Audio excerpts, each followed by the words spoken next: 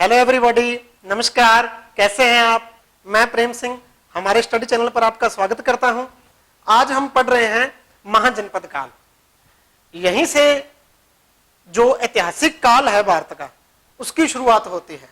इसको हम महाजनपद काल भी कह सकते हैं, जैन बौद्ध काल भी कह सकते हैं, द्वितीय नगरीय क्रांति भी कह सकते हैं।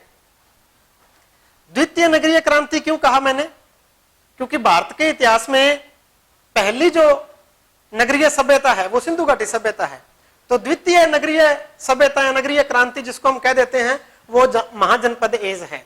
या इसको हम जैन बौद्ध काल भी कह सकते हैं, क्योंकि जैन और बौद्ध दोनों धर्मों का जो विकास है, उनका जो उद्भव है वो इसी कालखंड के अंदर हुआ।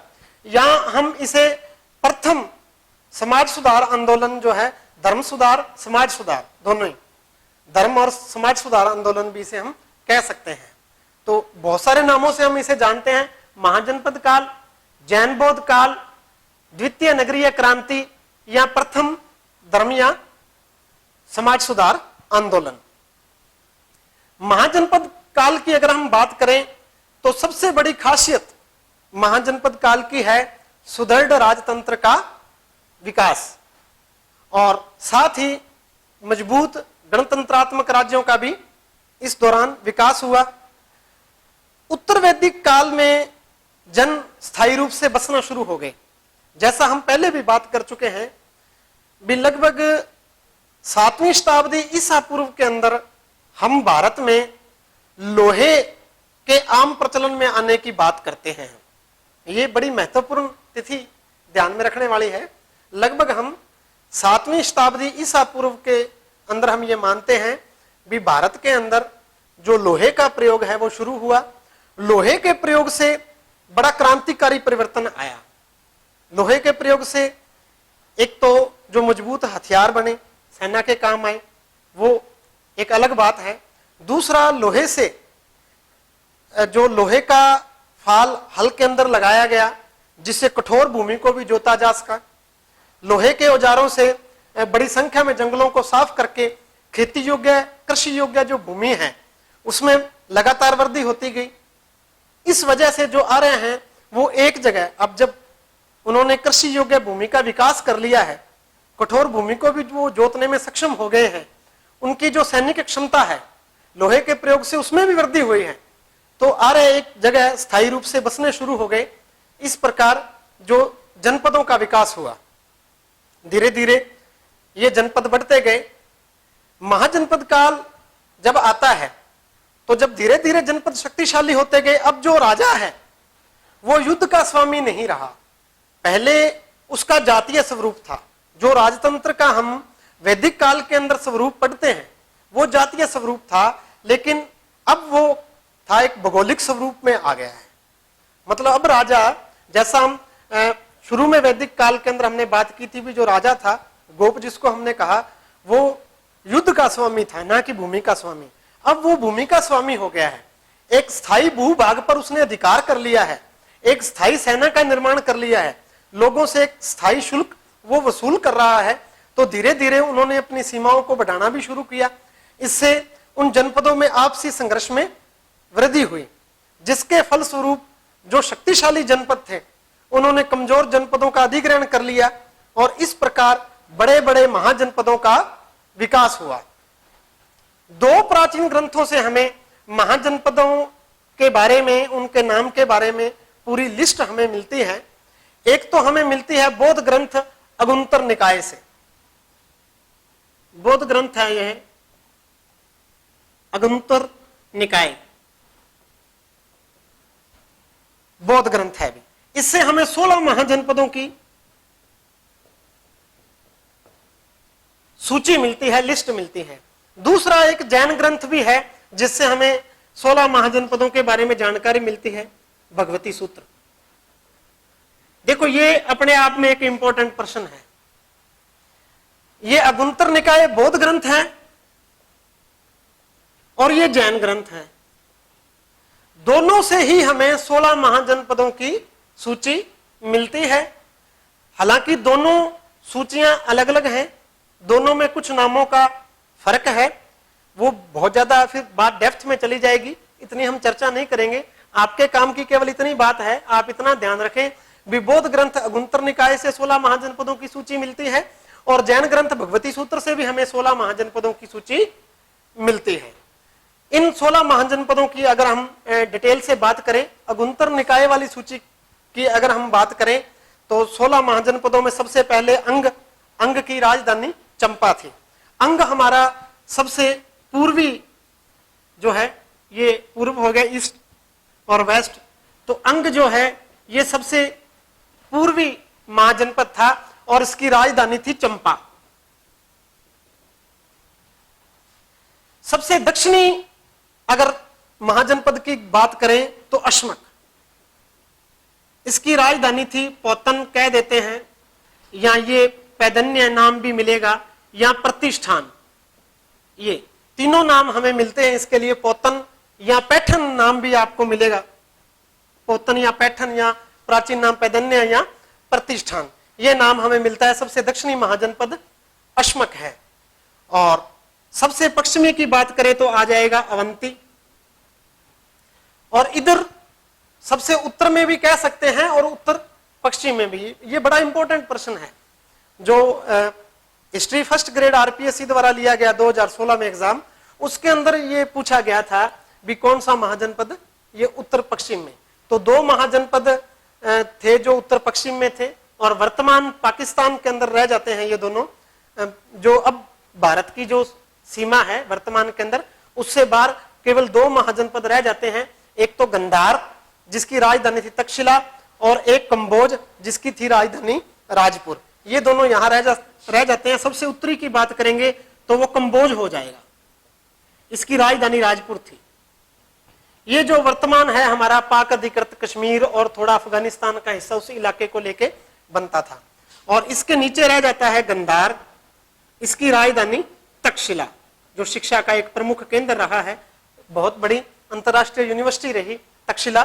तो गंधार की राजधानी तक्षशिला, ये दोनों जो वर्तमान भारत का मैप देखते हैं उससे बाहर उत्तर पश्चिम सीमा प्रांत में ये 2 महाजनपद रह जाते हैं।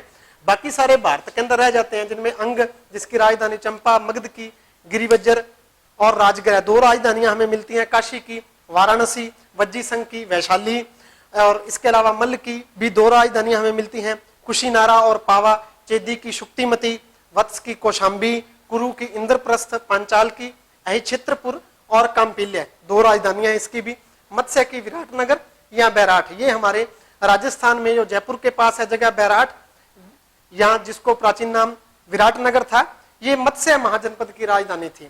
नेक्स्ट, इन 16 महाजनपदों में तो ये 2 जनपद कंबोज और गंधार, ये उत्तर पश्चिम सीमा प्रांत पर रह जाते हैं, जो भारत की मुख्य भूमि से वर्तमान जो सीमाएं हैं उससे बाहर हैं। अगर हम बात करें इन 16 महाजनपदों में अधिकांश जो महाजनपद है तो उनका उद्भव गंगा यमुना के दोआब में हुआ। गंगा यमुना के दोआब से बाहर अगर बात करें तो 2 तो ये आ जाते हैं, इसके अलावा अवंती आ जाता है, अश्मक आ जाता है। तो ये भी एक प्रश्न बनता है भी कितने उससे बाहर के क्षेत्र हैं। तो ये हमने चारों दिशाओं में इनकी बात की है। थोड़ा सा अगर इसको मैप के ऊपर समझे, हालांकि कक्षा 12 में जो आपका फाइनल पेपर होगा उसमें एक अंतिम प्रश्न इतिहास के अंदर पूछा जाता है, जिसमें आपको भारत के मानचित्र पर 6 जगह के नाम भरने होते हैं, 6 नंबर का वो क्वेश्चन होता है। तो उसके अंदर लगभग 3 नाम प्राचीन भारत से पूछे जाते हैं और 3 जो हैं आधुनिक नाम हैं उनमें से पूछे जाते हैं। तो इस महाजनपद वाला जो टॉपिक है, इससे भी एक आधा नाम कोई आने की पूरी संभावना बनी रहती है। तो थोड़ा मैप से अगर बात करेंगे तो ये जो इलाका है गंगा यमुना का दोआब, यहां ज्यादा सकेंद्रण रहा है महाजनपदों का। इससे बाहर तो हमने बात की है, तो एक तो अश्मक की बात की जिसकी राजधानी प्रतिष्ठान या पैठन है दक्षिण में, और एक उज्जैन, आजकल हम उस उज्जैन कह देते हैं, प्राचीन नाम उज्जैनी आता है। ये जो है अवंती महाजनपद है उसकी राजधानी थी, ये पश्चिम में हो गया है। 2 इधर बाहर जो हमने कंबोज की और गंधार की बात की है उत्तर पश्चिम दिशा के अंदर। और इधर सबसे पूर्व में हमने बात की है अंग की। और भारत के अंदर अगर बात करें, जो ये मैप हमने बनाया है वर्तमान भारत की, तो इसके सबसे जो उत्तरी रह जाता है, तो इसके सबसे उत्तर में जो है कुरु और पांचाल जो है, ये महाजनपद उत्तर दिशा में स्थित रह जाते हैं। तो ये हमारे 16 महाजनपद हैं। इन 16 महाजनपदों में कौशल, मगध, वत्स और अवंती, 4 नाम इंपॉर्टेंट है जो आपने याद रखने हैं। कौशल, मगध, वत्स और अवंती, ये 4 महाशक्तिशाली महाजनपद हैं। जैसा हमने अभी बात की, भी उत्तर वैदिक काल में जन स्थायी रूप से बसने शुरू हुए और जनपदों का विकास हुआ। फिर धीरे धीरे शक्तिशाली जनपदों ने जो दूसरे जनपद हैं उनका अपने में विलय कर लिया, कमजोर जनपदों को जीत लिया। इस प्रकार 16 बड़े बड़े महाजनपद अस्तित्व में आए। लेकिन उसके बाद फिर लगातार जो है ये 4 जो शक्तिशाली महाजनपदों की हमने बात की है, कौशल, मगध, वत्स और अवंती, इन चारों के अंदर जो है ये 4 इन महाजनपदों के अंदर शक्तिशाली महाजनपद के रूप में उभर कर सामने आए। और इनमें भी जो है मगध, क्योंकि हम एक टॉपिक पढ़ते हैं इतिहास में मगध का उत्कर्ष, वहां से हम जो है लगातार हमारे राजवंशों का इतिहास हरेक वंश का पढ़ते हैं और शिशुनाग वंश पढ़ते हैं। हरेक वंश के बाद शिशुनाग वंश, फिर उसके बाद नंद वंश और फिर मौर्य वंश आ जाता है।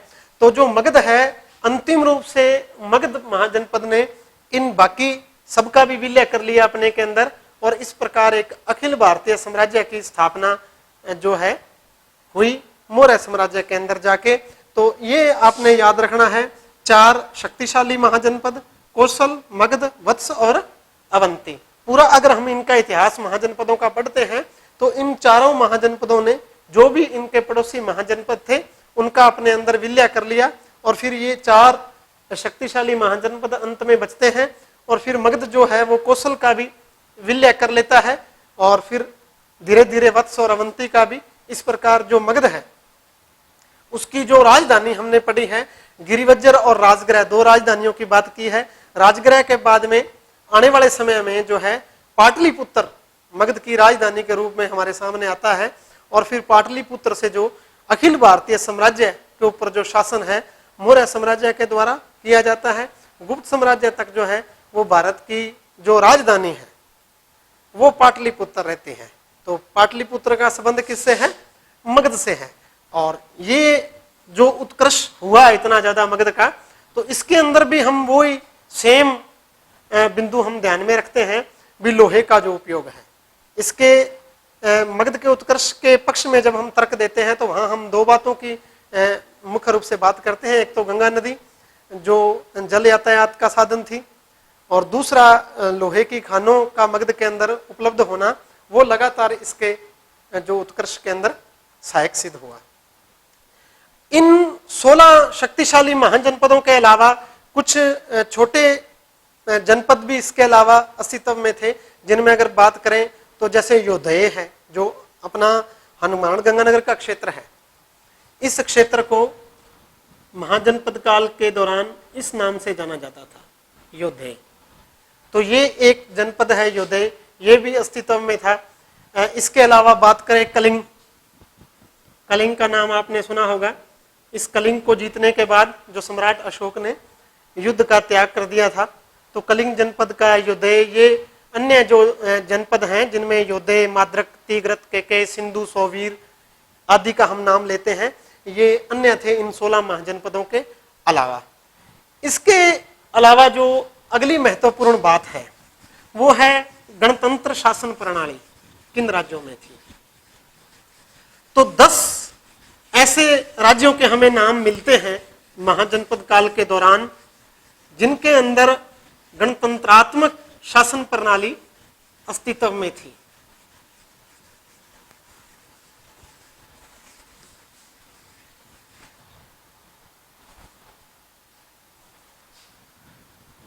तो हम बात कर रहे हैं गणतंत्रात्मक शासन प्रणाली।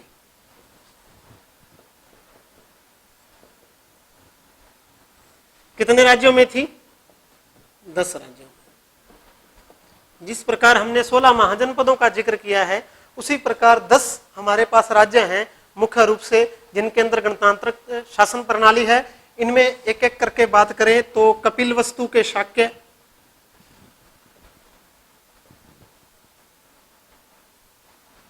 रामग्राम के कोल्य,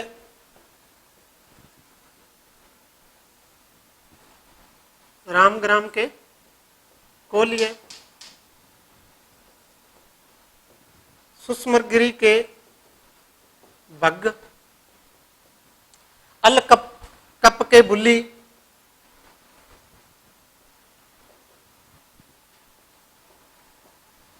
पिपली वन के मौर्य,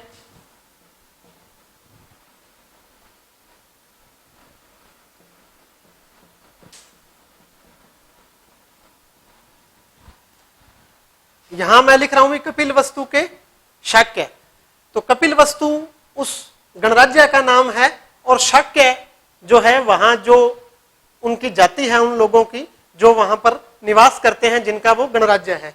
तो कपिल वस्तु के शाक्य हैं, रामग्राम के कोल्य हैं, सुषमगिरी के भग्ग हैं, अलकप के बुल्ली हैं, पिपलीवन के मौर्य हैं, कुशीनारा और पावा के मल्ल हैं।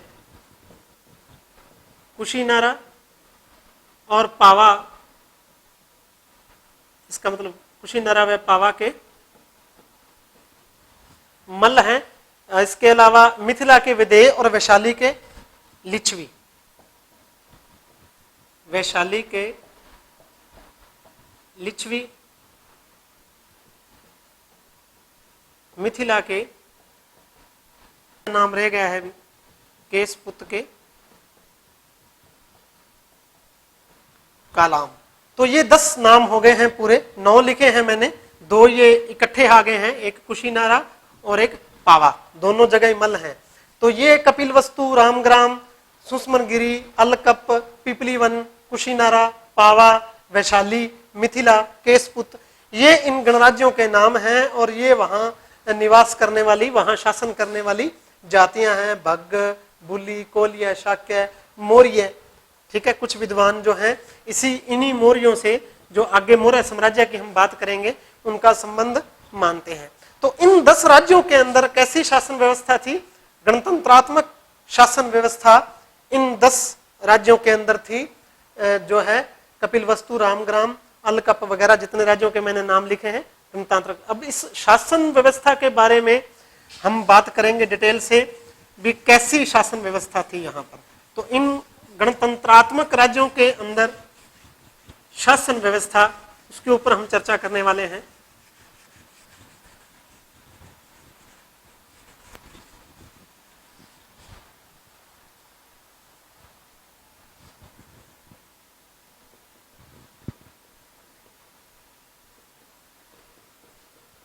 शासन प्रणाली।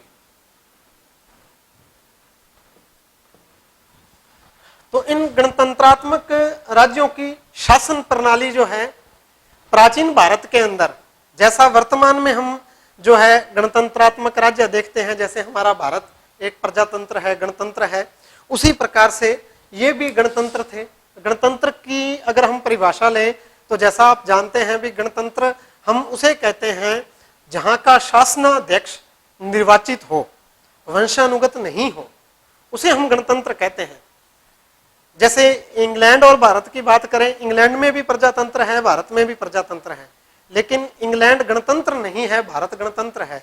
उसकी वजह यह है भी वहां का जो सम्राट है वो वंशानुगत है, वो निर्वाचित नहीं है। लेकिन हमारे राष्ट्रपति यहाँ पर जो है वो निर्वाचित होते हैं, वंशानुगत नहीं है, इसलिए हम कहते हैं भारत गणतंत्र है। तो इस प्रकार की जो गणतंत्रात्मक शासन प्रणाली थी इन राज्यों के अंदर, इन राज्यों की अगर बात करें तो यहाँ पर हमें एक से अधिक राजाओं के बारे में भी बड़े डिजिट के अंदर आपको मिलेगा, सैकड़ों की संख्या में राजाओं के नाम मिलेंगे, इतनी संख्या में वहां राजा लोग थे। इसकी वजह यही है भी इन राज्यों का प्रत्येक निवासी अपने आप को जो है वो राजा समझता था। जैसे कौटिल्य की बात करें अर्थशास्त्र के अंदर, तो राजा शब्दोपजीवी शब्द उसने काम में लिया है।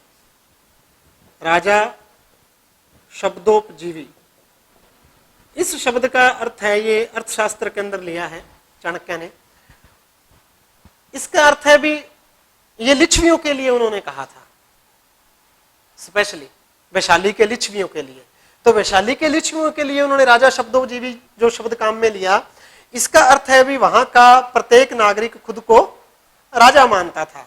इन गणतंत्रात्मक राज्यों में राजा के अलावा उपराजा, भंडारिक, सेनापति वगैरह अन्य अधिकारी उनकी सहायता के लिए भी होते थे।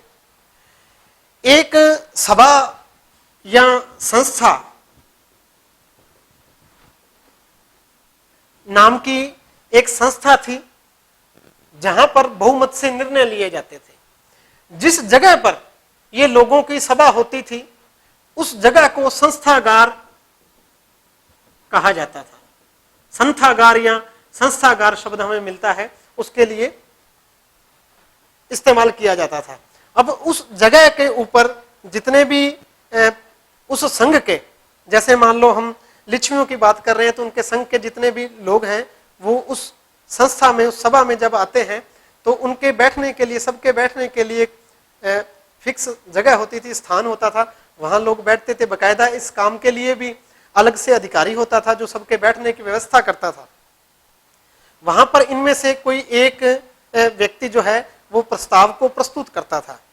फिर उस प्रस्ताव को 3 बार दोहराया जाता था, अनुस्वार कह देते हैं हम उसको, मतलब उसका 3 बार वाचन किया जाता था, ताकि जितने लोग उस सभा में शामिल हैं वो सब उस प्रस्ताव को अच्छे से सुन सके, समझ सके।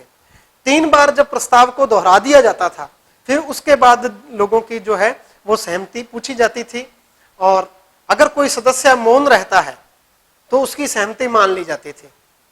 अब वाद विवाद के बाद भी अगर कोई प्रस्ताव मान लो पास नहीं हो रहा है, वाद विवाद हो गया है किसी प्रस्ताव के ऊपर, सहमति नहीं बन रही है, आम सहमति नहीं बन रही है, तो फिर मतदान की व्यवस्था भी थी। मतदान के लिए अलग अलग रंग की जो है रुमालों का बंदोबस्त किया गया हुआ था भी। जिस अगर उसके जो मान लो प्रस्ताव पेश किया है उसके पक्ष में मत देना है या उसके खिलाफ मत देना है, या किसी बंदे ने उससे तटस्थ रहना है भी मैं इसमें हिस्सा नहीं लूंगा, तो अलग अलग रंग की जो है शलाकाएं होती थी, वो उस हिसाब से वोटिंग के रूप में काम में आती थी। और एक स्पेशल अधिकारी होता था जो सब जितने भी वहां पर बैठे हैं, जो उस सभा में उपस्थित लोग हैं, उनसे वो शलाकाएं इकट्ठी करके फिर उनकी काउंटिंग होती थी। उस हिसाब से पता चलता था भी प्रस्ताव के पक्ष में वोट ज्यादा हैं या इसके विपक्ष में है। मतदान दोनों तरह का था, ओपन भी था, खुला मतदान सबके सामने भी, और गुप्त मतदान, दोनों की व्यवस्था थी। तो कहने का मतलब इतने प्राचीन काल के अंदर जो है, हम महाजनपद पीरियड की बात कर रहे हैं, हम 5वीं 6वीं शताब्दी ईसा पूर्व की बात कर रहे हैं, तो इतने प्राचीन समय में गुप्त मतदान की व्यवस्था, खुले मतदान की व्यवस्था, प्रस्ताव को 3 बार दोहरा के उस पर वाद विवाद करके, तो इस प्रकार के जो हमें उदाहरण मिलते हैं ये आज भी हमारे लिए अनुकरणीय है। इसके अलावा हम अगर न्याय व्यवस्था की बात करें तो उसका भी हमें बहुत सारे साहित्यिक, जैसे बुद्ध घोष की अट्ट कथा की बात कर लें, एक विद्वान है, अट्ट कथा इसका ग्रंथ है, विद्वान का नाम बुद्ध घोष है, ग्रंथ का नाम है अट्ट कथा। अट्ट कथा के अंदर हमें महाजनपद कालीन न्याय व्यवस्था के बारे में जानकारी मिलती है। यहां से हमें पता चलता है भी महाजनपद काल के दौरान अगर कोई अपराधी आता है न्यायालय के अंदर, तो 7 सदस्यों का एक पैनल बैठता था, 7 न्यायाधीशों का एक पैनल होता था। वो पूरे मुकदमे की अच्छे से जांच की जाती थी, मामला क्या है उसकी पूरी जांच पड़ताल कर लेने के बाद फिर दोषी को सजा दी जाती थी। तो ये मतलब हम कह सकते हैं भी जो न्याय व्यवस्था है वो उत्तम थी। इसके अलावा जो हम बात कर रहे थे अभी, जैसे ये संस्था या सभा की बात की, तो ये जो वर्तमान हमारी प्रतिनिधि संस्थाएं हैं, लोकसभा है, राज्यसभा है, वो सब उनकी ये पूर्वज कह सकते हैं इस संस्था को हम। आज की तरह ही जो विवादित विषय होते थे, मान लो किसी प्रस्ताव को पेश किया गया है, अब वो आम सहमति नहीं बन पाई, उस पर वोटिंग की गई, लेकिन फिर भी उस पर वाद विवाद जो है लगातार गहराता चला गया। तो फिर ऐसे विवादास्पद विषयों को एक कमेटी बना के उसको वो सौंप दिए जाते थे। उसके लिए हमें समिति शब्द वहां पढ़ने को मिलता है भी कुछ लोगों की एक समिति बना दी जाती थी और उस समिति को वो विषय सौंप दिया जाता था भी आप इस विषय के बारे में पूरी डिटेल से जानकारी इकट्ठी करके और फिर आपका क्या मत है वो सदन के सामने रखें। तो प्राचीन काल के अंदर इस प्रकार समितियों, विवादित विषयों के लिए समितियों की व्यवस्था, वोटिंग की व्यवस्था, न्याय की व्यवस्था, इन सब उदाहरणों से हमें पता चलता है भी ये पूरी जो गणतंत्रात्मक व्यवस्था थी ये हमारे लिए अनुकरणीय थी। और आज का जो हमारी गणतंत्र की व्यवस्था है या हमारा संविधान है, उन सब के अंदर हमें महाजनपद कालीन इस गणतंत्रात्मक राज्यों की व्यवस्था की जो छाप है वो स्पष्ट दिखाई देती है। लेकिन इतनी अच्छी ये जो व्यवस्था थी ये बहुत लंबे समय तक नहीं चल पाई। उसकी वजह थी भी जब मौर्य साम्राज्य का उदय हुआ, जो है मौर्य साम्राज्य के प्रथम सम्राट चंद्रगुप्त मौर्य ने अखिल भारतीय साम्राज्य की स्थापना की, तो उन्होंने ये जो जितने भी गणराज्य थे इन सबको जीत लिया और एक अखिल भारतीय साम्राज्य की स्थापना की और केंद्र में एक शक्तिशाली जो है राजतंत्र की स्थापना की। जैसा हमने बात की भी पाटलिपुत्र से पूरे अखिल भारतीय साम्राज्य का शासन चलाया गया। तो मौर्य प्रशासन को हम आगे पढ़ेंगे मौर्य को। तो मौर्य प्रशासन जो है वो केंद्रीकृत शासन व्यवस्था के लिए जाना जाता है। और एक और हम बात करें, अगर अंतिम रूप से हम कहें भी ये जो गणतंत्रात्मक जो राज्य हैं अंतिम रूप से जो है इनको मिटाने का काम किसने किया, तो वो जिम्मेदारी हम समुद्रगुप्त के ऊपर डालते हैं। तो अभी के लिए इसमें इतना ही, बाकी नेक्स्ट वीडियो में।